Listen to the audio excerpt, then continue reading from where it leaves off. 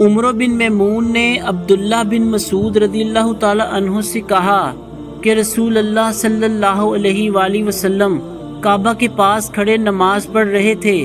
قریش اپنی مجلس میں قریب ہی بیٹھے ہوئے تھے۔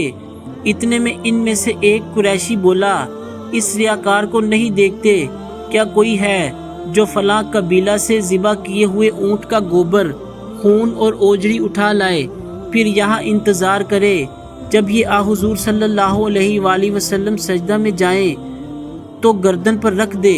چنانچہ اس کام کو انجام دینے کے لیے ان میں سے سب سے زیادہ بدبخت شخص اٹھا، اور جب آپ صلی اللہ علیہ وآلہ وسلم سجدہ میں گئے تو اس نے آپ صلی اللہ علیہ وآلہ وسلم کی گردن مبارک پر یہ غلاظتیں ڈال دیں۔ حضور صلی اللہ علیہ وآلہ وسلم سجدہ ہی کی حالت میں سر رکھے رہے۔ مشرکین یہ دیکھ کر ہنسے اور مارے ہنسی کے ایک دوسرے پر لوٹ پوٹ ہونے لگے۔ ایک شخص غالباً ابن مسعود رضی اللہ تعالی عنہ حضرت فاطمہ رضی اللہ تعالی عنہ کے پاس آئے۔ وہ ابھی بچی تھیں۔ آپ رضی اللہ تعالی عنہ دوڑتی ہوئی آئیں۔ حضور صلی اللہ علیہ وآلہ وسلم اب بھی سجدہ ہی میں تھے۔ پھر حضرت فاطمہ رضی اللہ تعالی عنہ نے ان غلاظتوں کو آپ صلی اللہ علیہ وآلہ وسلم کے اوپر سے ہٹایا اور مشرکین کو برا بھلا کہا۔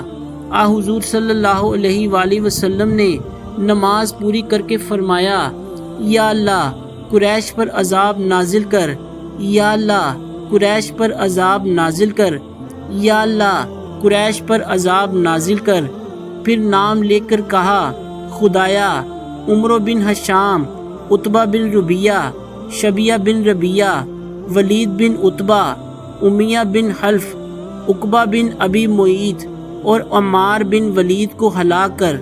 عبداللہ بن مسعود رضی اللہ تعالی عنہ نے کہا، اللہ کی قسم میں نے ان سب کو بدر کی لڑائی میں مقتول پایا، پھر انہیں گھسیٹ کر بدر کے کنویں میں پھینک دیا گیا۔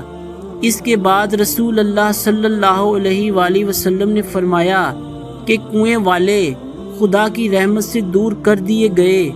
صحیح بخاری حدیث نمبر 520۔